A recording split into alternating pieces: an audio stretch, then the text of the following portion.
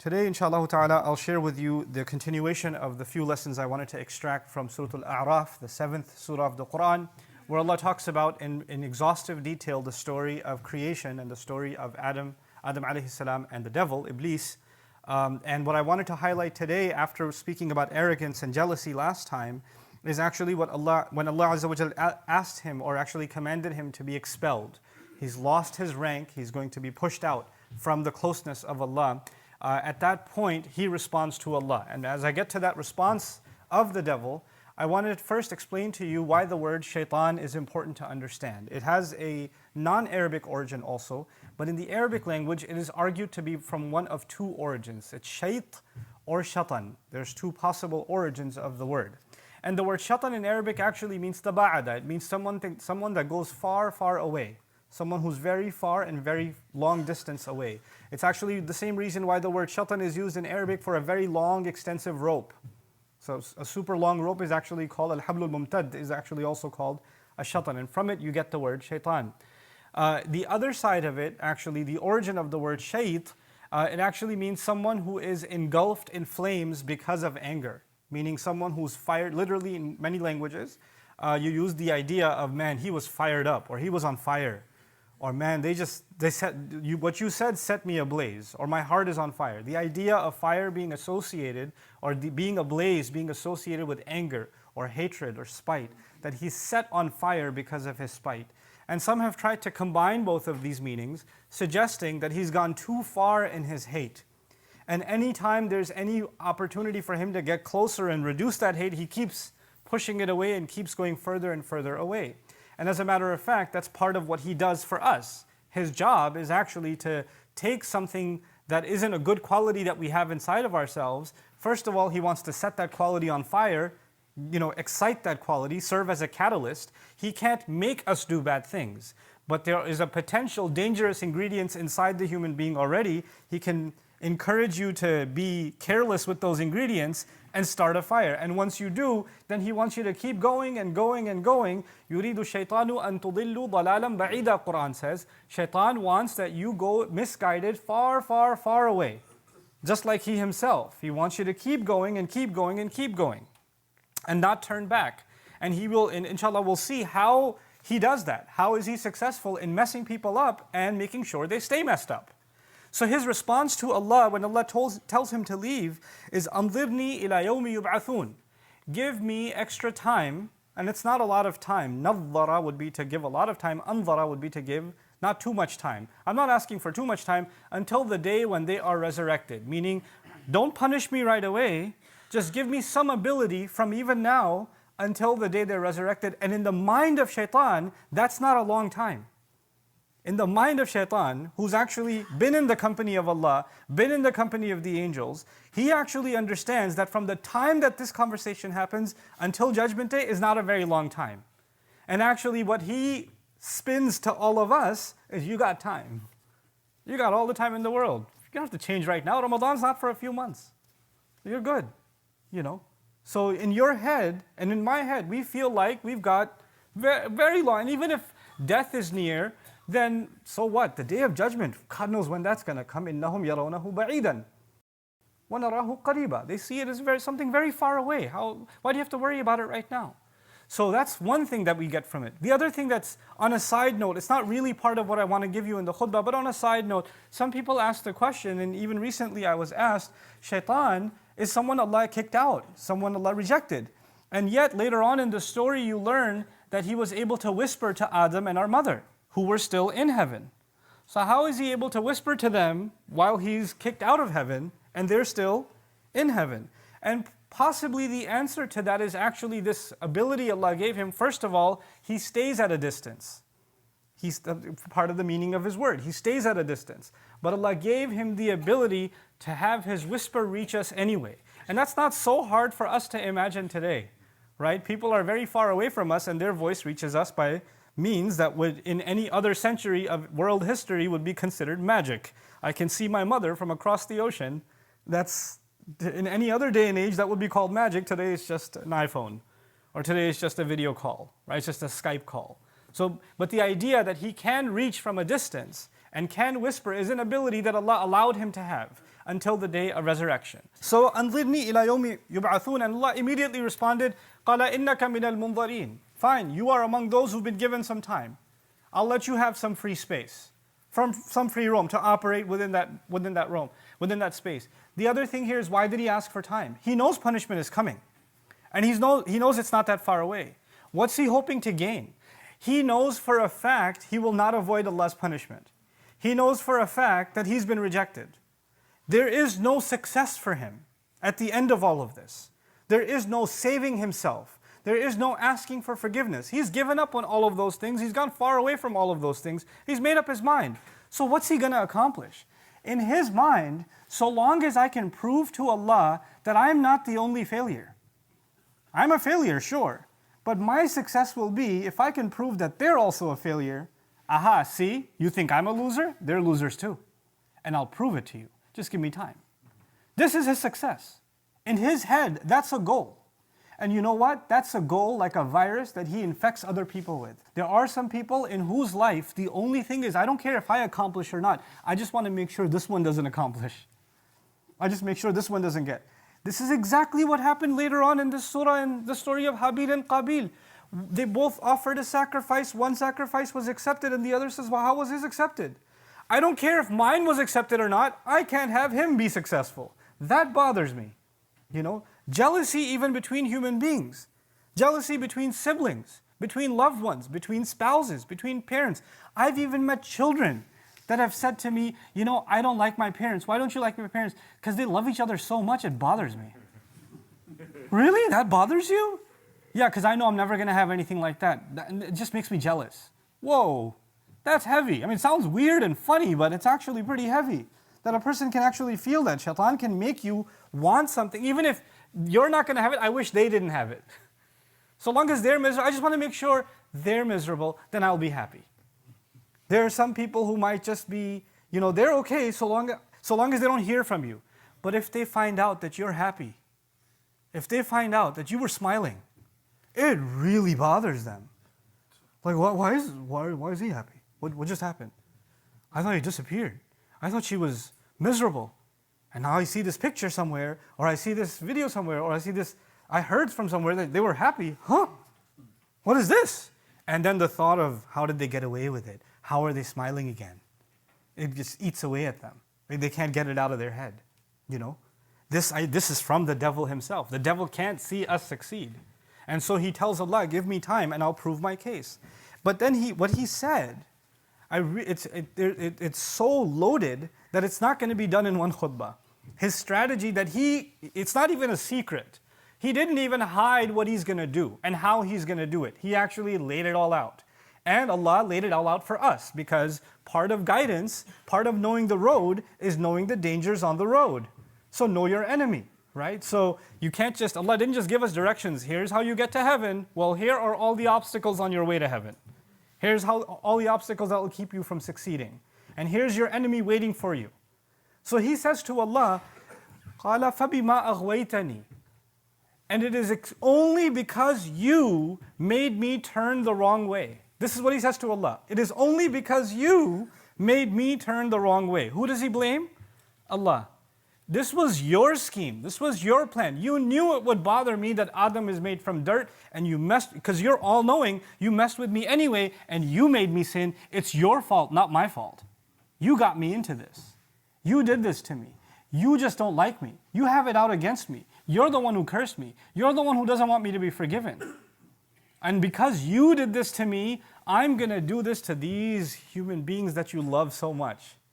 So the first part of that is blaming Allah. And because in his response, you could see, first he refused to do sajda. That was a distance away from Allah. Then he took another step and he said, well, I'm better. Another step away from Allah. That's an act of arrogance. But now he's taken a huge step away from Allah. When he says, no, not only am I not wrong, you're the one who's wrong. You're the one who did wrong to me. Now he's blaming Allah. He's taking even another step. Guess what he's going to do with humanity? He's going to come to each one of us, and first he's going to make us disobey Allah. And then we all disobey Allah at some point. We're not perfect. We're going to make mistakes. But that's one thing. But then and then maybe one time you make a mistake, you feel bad, you ask Allah to forgive, you repent, you cry, you feel guilt inside you. That just makes you human, and that makes you like Adam alayhi salam. But he comes and makes you sin again, and convinces you to sin again, convinces you to sin again. And the next time, he adds another worse step that takes you, it's way worse than the sin. Sin is bad, but something way worse is when you start justifying it. It's way worse. When you start giving a logical explanation for why you sinned. Well, I was under a lot of pressure, or I did this, or I had this reason or that reason. You don't understand what I was going through. I was really upset at the time. I have my reasons. When you start doing that, you're being like the devil. He's taking another step away. Taba'ada, shatana. Another step away from Allah. But the worst of it all is someone keeps going down a road of sin, and then when you say, why are you going down this road? You say, Allah wants it this way. If Allah wanted, I would have been a better person. I don't even know why He hates me so much. God just doesn't like me. What has He done for me? And you find people that have now drowned themselves in sin, now speaking about Allah in that way, exactly the step-by-step procedure Shaitan took to take another step, before he's an infinite number of miles away from Allah. This is taba'ada. And all of this out of his rage. Fueled by the fuel of this vehicle is his rage. So he will want that for humanity. And so he says now to Allah, you're the reason. You're the cause. And you know what? Not only do I want to get away from this, from my road to Allah, but he says, لَأَقْعُدَنَّ عَلَى صِرَاطِكَ الْمُسْتَقِيمِ. He promises to Allah, لَأَقْعُدَنَّ لَهُمْ صِرَاطَكَ الْمُسْتَقِيمِ. I promise to you, and I swear to you, and I swear to you, and I swear to you. This is called lam al-tawqid and nun thaqila in grammar. What that means is, it's really hard to translate in English. An easy English translation would be, I will sit, waiting for them. That would be an easy English translation. But qu'ud actually means to sit somewhere waiting in ambush for an enemy. Qu'ud and a maq'ad in Arabic is where you sit waiting to ambush your enemy. You know how cops sometimes pull in behind the bushes on the highway, waiting for you to speed? That's qu'ud. That's actually qu'ud, okay? وَقْعُدُوا لَهُمْ كُلَّ مَقْعَدْ, Quran says. كُلَّ مَرْصَد actually. A place of ambush. But anyway, the idea of qu'ud is to sit somewhere a long time. And qu'ud is different from julus. If I sat on this chair and got up, that's julus. But if I was in qu'ud, I would take my time. So he's got all the time in the world. If you're not messing up, he's okay. He's like, oh, I'll get you eventually. I'm waiting. He's studying you. إنهم يرونكم هو وقبيله من حيث لا ترونهم. He and his minions are constantly watching you, surveying you from places you can't imagine. They're studying your behavior. They're looking at how you respond to things. They look at what upsets you, what makes you happy, what makes you slip, and then they use that against you. You're literally the psychological subjects of these devils. And so he promises Allah the strangest promise. He says, I will sit, I will wait for them, I will wait there for them. I swear to you, I will wait, and I will wait. Where? On your path that is straight. On your straight path. Sometimes people ask the question, I understand when disbelievers mess up. I understand when people who don't believe in God are drinking and clubbing and adultery and all this other stuff. I get it. But I don't understand why people that look religious, act religious, talk religious, they know Quran, they've memorized, they're wearing hijabs, they just came from Hajj. And look at what they're doing. Look at how they're talking. Look at how they're behaving. These are supposed to be good people, and look at how they're messing up. Guess who he comes after more than anyone else? He's bothered by people that are on this path. And he waits to attack you. And when he fails, he moves down 1 mile and says, okay, when you pass this mile marker, maybe I'll get you then. And when you make him fail again, he moves ahead and waits for you again. And you keep going down this path, and he will come at you and come at you and come at you. You know, people that haven't changed for Allah, people that are still in sin, they look at someone who's trying to change and say, you're a good person. You know, Allah made it easy for you. Allah didn't make it easy for anyone. The devil comes to everyone. It doesn't matter if you're praying 5 times a day. It doesn't matter if you're in tahajjud every single night. It doesn't matter if you do hajj every single year. It doesn't matter if you recited the entire Quran and you recite it over and over and over again. That will never make you immune from the devil waiting for you and coming at you and coming at you and coming at you. And he doesn't attack people the same way. You know, when you study your enemy, you know, in sports, for example, what they do with teams, right? Before they have a match with a team, they study the strategy for that team. And the coach tells them, this is how we're going to do our offense, this is how we're going to do our defense against this team. They study their opponent very, very well. So the gameplay of a team is not the same depending on the opponent. Even in one-on-one sports like tennis and things like that, you get coached, this is how you handle this opponent, this is how you handle their serve, this is how you respond. This is exactly what the devil does. His attack is not the same for me as it is for you. He's not going to attack you the same way he attacks me. He will study you. Find out your weaknesses and come at you from your weaknesses. He'll study me, find out my weaknesses, come at me from my weaknesses. And he knows that Allah has given him that time where he can just sit back and just watch and study and observe, and then come and suggest, and then come and give whispers. And that too, all of it on Allah's straight path. So you know what we're learning? That the hardest thing to do is to actually take one step towards Allah. So the hardest thing to do. Not make 1,000,000 miles of progress. One step towards Allah. Because when you're about to take that one step, He goes, wait. You were my friend. Because when you're going in the other direction, you're the devil's friend. But if you turn towards Allah, you just became his enemy. You're the reason he got kicked out. He wants to prove that everybody can be his friend in hell. So when you turn around even a little bit, and you take even one step, the devil will come at you in every single possible way he can to dissuade you from turning back. I've even met people that say, everything is going smooth in my life until I start praying. When I start praying, problems start happening. All of a sudden my friends are mad at me. All of a sudden my health is going bad. All of a sudden I'm having this trouble or that trouble or the other trouble. So I'm just scared of praying because things just start messing up. I knew a scholar one time who, his mother was Christian, and she was thinking, he kept inviting her to Islam, and he's old himself, and his mother's very old, and he keeps inviting her to Islam, and she's not ready to leave. And one time she decides that she's thinking about Islam, and she starts getting nightmares every night. Just literally nightmares, every night. And every time she'd hold on to the crucifix and then go to sleep, the nightmares disappear. The devils know that you're taking a step, and they've got to come at you. They've got to make sure you go back and be their friend. So he says, I will sit there waiting like a roadblock on your straight path. But then how is he convincing us to turn away? In these few minutes that I have left, I want to give you a picture of what's coming in the next khutbahs. He says to Allah, ثُمَّ لَآتِيَنَّهُمْ مِنْ بَيْنِ أَيْدِيهِمْ وَمِنْ خَلْفِهِمْ وَعَنْ أَيْمَانِهِمْ وَعَنْ شَمَائِلِهِمْ. He says, I will attack them from 4 directions. I will attack them from the front. I will attack them from behind. I will attack them from the right, and I will attack them from the left. From the front, from behind, from the right, and from the left. Now, that could just mean I'm going to attack him for all sides. But Allah's words are very precise. Allah's words are very precise. Each one of these is a strategy of the devil. He has a different kind of attack from the front, a different kind of attack from the right, a different kind of attack from the left, a different kind of attack from behind. And so we're going to take our time going through each of these attacks. But before we get into those attacks, I'll just tell you one goal that he has. Each of these attacks, how does he know that his attacks are successful? That's the goal. At least today, that's what I want to inform you of. How will he know that his attack has succeeded? وَلَا تَجِدُ أَكْثَرَهُمْ شَاكِرِينَ. You will not find that most of them are grateful.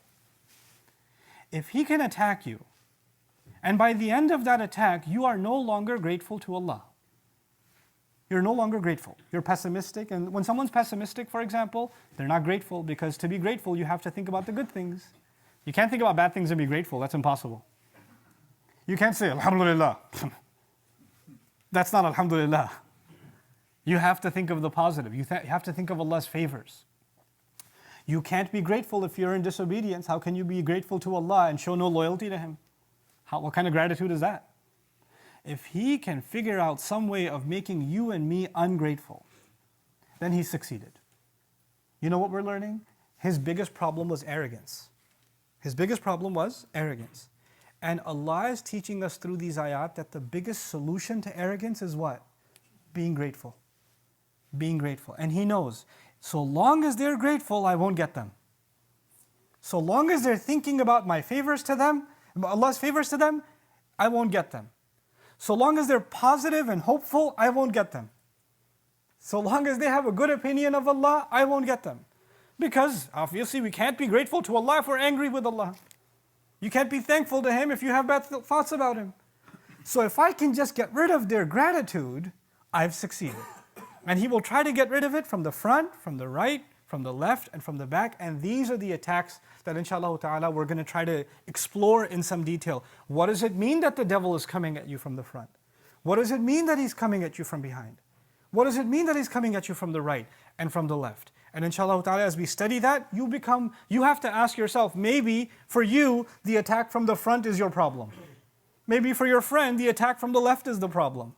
Maybe for another friend, the attack from behind is the problem. He won't get all of us the same way. He'll see, oh, this one didn't work, I'm going to try this side. Oh, that didn't work, I'm going to try the other side. Oh, that didn't work, this one got him. Okay, I'll stick with this one. I'll keep hammering him this way. You understand? This is why we have to study how is it that shaitan is going to ruin our journey along the straight path. May Allah Azza wa Jal keep us firm and committed to the straight path. Understand something now when you recite the Fatiha as I leave you. When you recite the Fatiha and you and I say, صِرَاطَ الَّذِينَ أَنْعَمْتَ عَلَيْهِمْ, the path of those you made ease for. One of the meanings of in'am is to make things easy. Taysir. In'am is also taysir. Nu'uma means softness. Allah is the only one. You know, they translate the path of those you blessed. Blessing is, ni'mah is part of the meaning. Nu'uma is also part of the meaning. Actually, the path of those, only you could have made the path easy for them. Because without you, the devil will make sure the path is hard, is impossible. So when we ask Allah, we don't just ask the path of good people. No, the path of those who you intervened and you made things easy for them. Without you making things easy and smooth for them, there's no way this road was going to be smooth, because until the day of judgment, shaitan is on that road. Shaitan and his minions are on that road waiting for you to be attacked. How can a road be easy when you're going to be attacked from every direction? Only when Allah will make that road easy. Only when you will be from those and I will be from those who He describes in the Fatiha, الَّذِينَ أَنْعَمْتَ عَلَيْهِمْ. It gives you a new appreciation of what you say when you stand in the prayer and you say صِرَاطَ الَّذِينَ أَنْعَمْتَ عَلَيْهِمْ. May Allah Azza wa Jal keep us committed to that path and accept our worship and save us from the whispers of the devil. Barakallahu li wa lakum. Assalamu alaikum wa rahmatullahi wa barakatuh.